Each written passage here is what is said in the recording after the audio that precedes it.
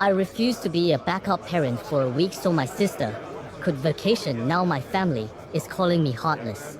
AITA? I've paid over $4,000 to repair the things my nephew has broken.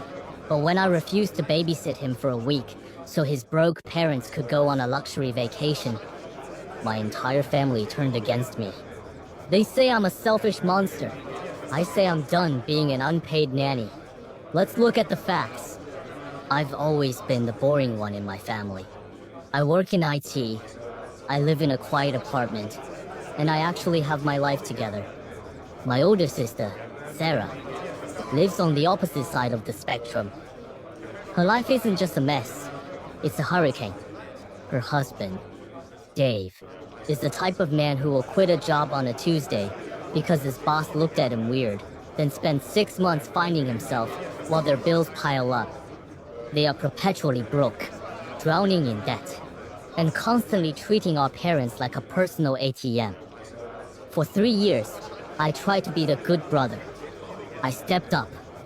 I became the fun uncle to their 6-year-old son, Leo.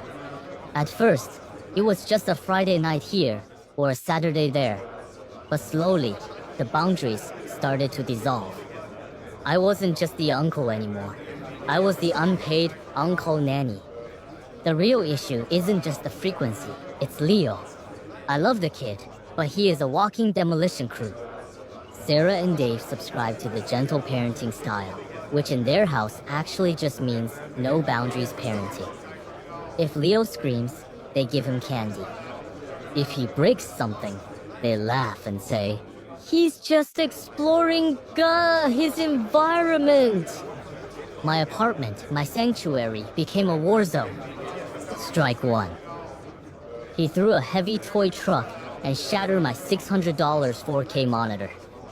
My sister's response? "It's just a screen, OP.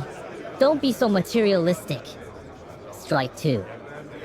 He snapped the joystick off my limited edition gamepad after I specifically told him not to touch it. The final straw. I was working from home and stepped into the kitchen for 2 minutes to grab a coffee. I came back to find Leo pouring a full box of apple juice directly into the vents of my $3,000 work laptop. He wasn't crying, he was laughing. When I told Sarah the repair costs, she pulled a hardship card. She cried about how they were struggling to buy groceries and couldn't possibly pay me back. I swallowed the anger, paid for the repairs myself, and started putting up walls. I started saying no more often.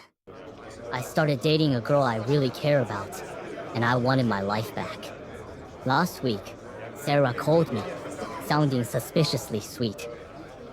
She told me that she and Dave had miraculously saved up enough for a luxury week-long beach vacation. Just the two of them, to reconnect. Then came the kicker.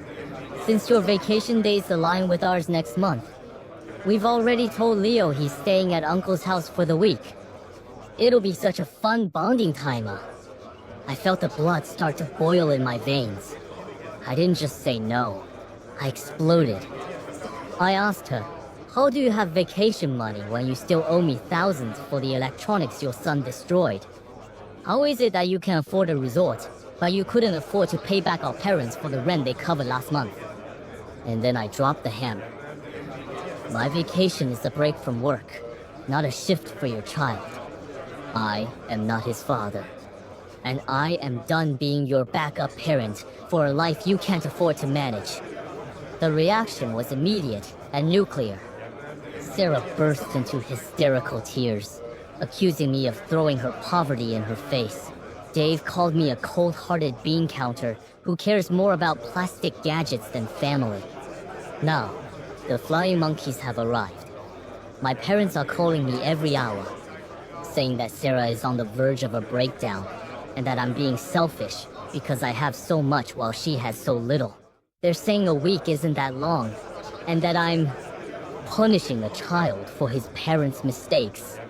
I feel like I'm being gaslit by my entire bloodline. They think because I'm single and successful, my time belongs to them.